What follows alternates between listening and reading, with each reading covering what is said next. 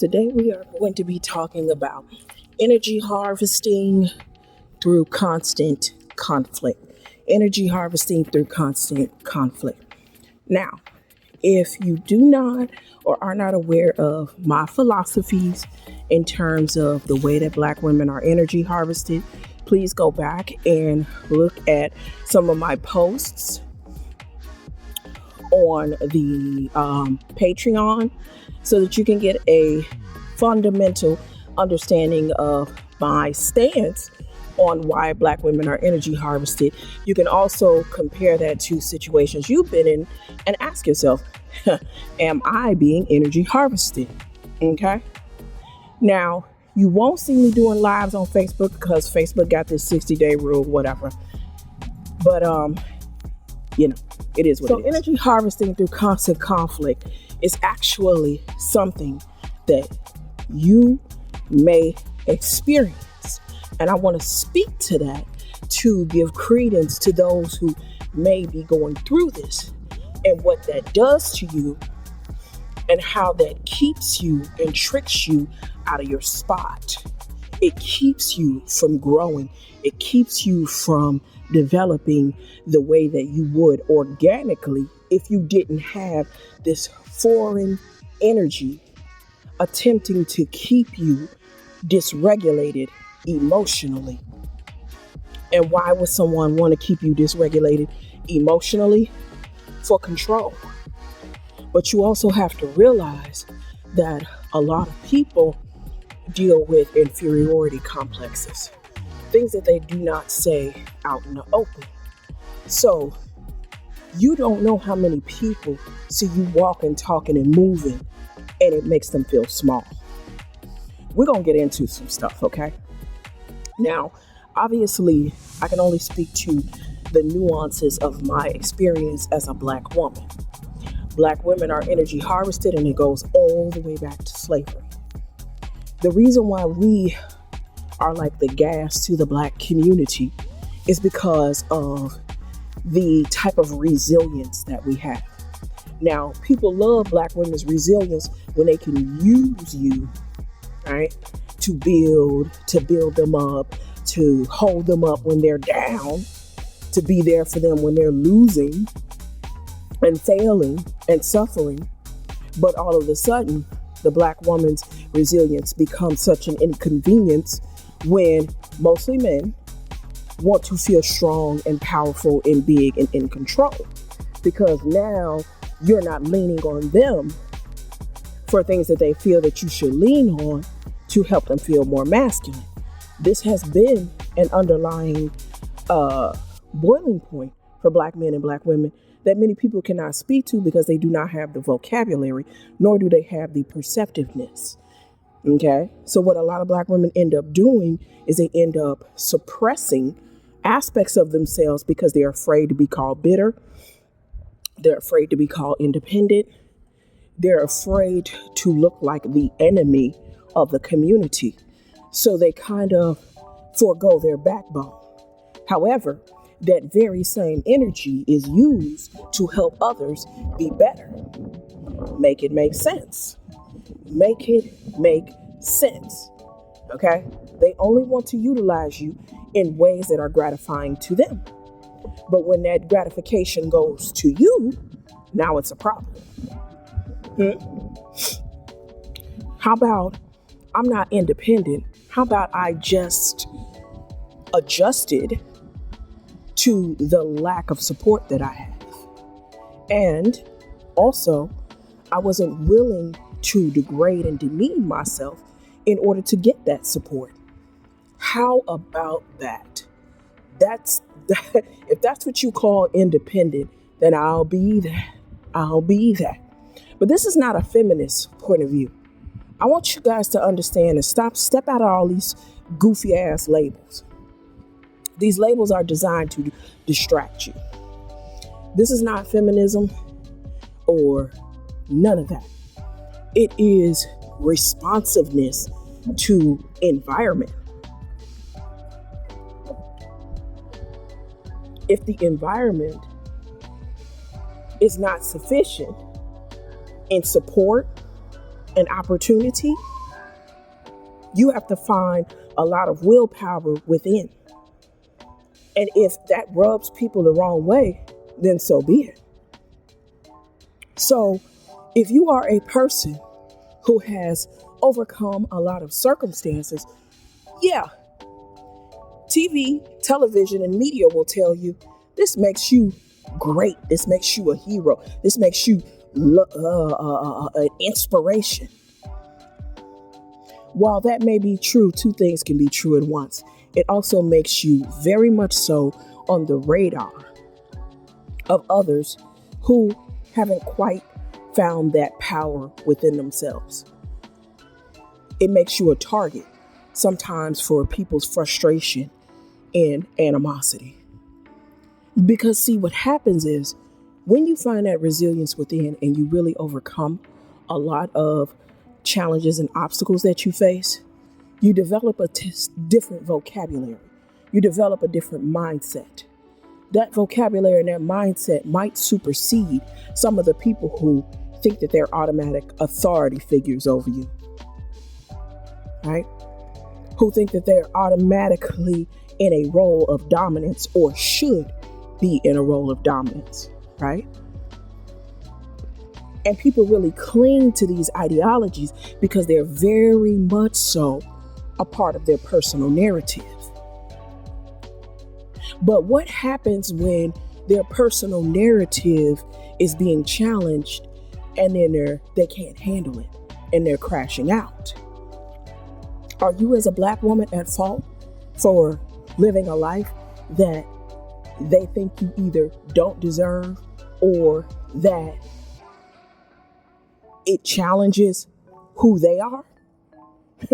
Are you supposed to stop being great, being wonderful? Because see, when you are resilient to your obstacles, you find something powerful inside yourself. And you're not flaunting that power. You are becoming more human. You are tapping into your own divinity and you are learning who you are.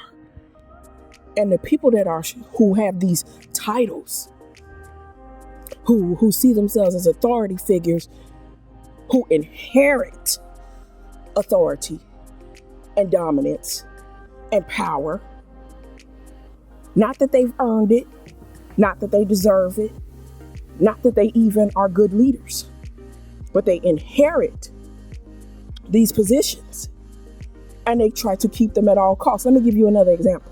You ever go to a job and you be so damn good at your job, you make your boss feel threatened? That's what I'm talking about. You literally have to go to a job and downplay how good you can be just so you don't get on your boss's radar, so that they don't start doing weird shit to try to keep you underneath them so that they don't lose their position. But you are not trying to intentionally step on their head. You are just naturally more qualified. I'm going to say that again. You are naturally more qualified. And so much rhetoric online tells us to acquiesce to the agendas and titles of people who think that they inherit authoritarian positions. We see this as far as the goddamn White House. You got Trump running around trying to impeach judges because he's doing illegal shit. And they're saying, no, that shit is illegal. You can't do that. And he's trying to get rid of them for not letting him overreach his authority. However, if you kiss his ass and you make him feel like he the man and you give him shit for free, then he'll lay off of you.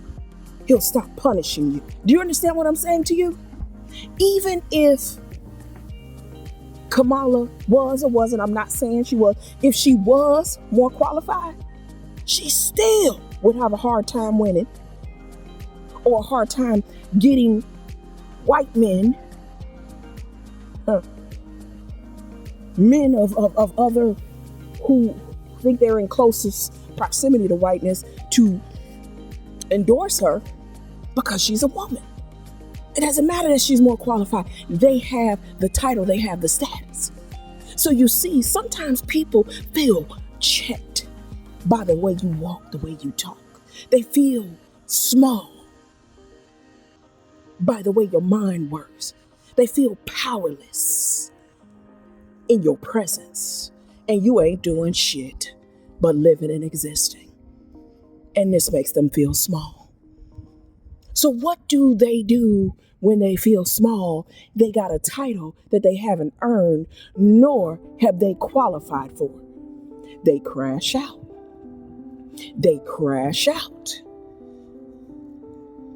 And crashing out, especially if it's unexpected and you know you did nothing to deserve it, you might not be, if you ain't read Twilight's ebook, Setting Healthy Boundaries for Black Women, you might not be prepared for that. That shit might catch you off guard. I've been caught off guard many a times with this type of crash out model. Now, there's many things that can happen. You're going to defend yourself because that's human nature. But you might feel guilty like, well, wow, did I do something to cause this? No, baby. You just a big stepper. Okay? You just a big stepper. And see, sometimes when it's natural that you a big stepper, you don't know it.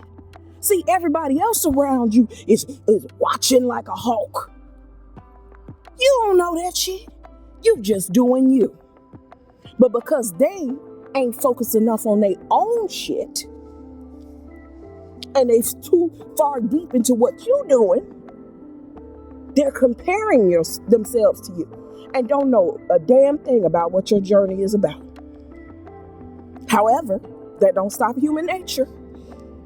And when they get you emotionally dysregulated, this exposes a weakness in you.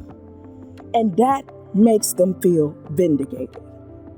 Now, the weakness is not your whole personality, but it's enough to make that person who feels small around you to feel big in the moment. And if they can get enough people to side with this types of obtuse behavior, they absolutely will feel like they won. But what did they really win besides more delusion? More delusion. But I guess that's all right with them because their power and authority is a delusion as well. As you are becoming sovereign as a woman, there are certain attributes that will happen to you. You will start to like yourself. As you start to like yourself, you will start to take better care of yourself. As you take better care of yourself, you will start to put out an air of, well, I'm not going to be demeaned and degraded by anyone. And it's unfortunate that as Black women, we actually have that battle to fight. Are we going to be demeaned and degraded? Then everybody's so shocked when Black women have a lot of bodies. Even though I don't subscribe to that thought process, but it makes absolutely no sense because they spend the whole lot drawing from our resilience and painting us as worthless. This goes all the way back to slavery. It's always been that way. Now, people paint Black men as worthless, but nobody depends on the resilience of Black men. I'm sorry. I'm not trying to be funny, but there isn't a soul that depends on the resilience of Black men, okay? Not one. That is not a thing, okay? So that makes it a fucked up situation because then Black women start to get confused and accepting being used for being loved, feel like you have to suffer and earn being loved. We carry other people's burdens as a labor of love while other people don't carry ours. And it has always been beneficial to the community to keep Black women in a low self-esteem. And low self-esteem leads to low sexual barriers. High self-esteem leads to high sexual barriers. You see what I'm saying? Think about all of the trolling online. Black women are the most degraded and trolled online. The fuck out of here. Keep your Shaniquas, keep your Larkishas, keep your fucking Weave Warriors, keep your Watermelon Warriors. I don't give a fuck. Take a grape drink and get the fuck out of here. And they always talk about it's our attitude, it's our weed, it's our that. That's called individuality, baby. That's called just having personality.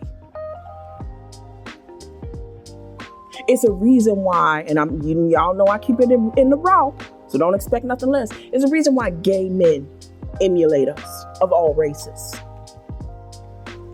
Because if you want flavor and pizzazz, you're gonna come to a black woman. That's called individuality. That's called creativity. But no, we are constantly being used for our resilience, told our personal autonomy, desires, wants, and needs are irrelevant, and that because of whiteness being touted as the most valuable, that we're worth nothing. But what he said was so scathing and so wicked and so evil, while simultaneously being as black as when I close my eyes. That is crazy fucking work. But here we are. Here we are. So is breaking free going to be some easy event with a lot of support? No. It is going to be a choice. Because again, we're talking about centuries of people profiting from black women's low self-esteem and resilience.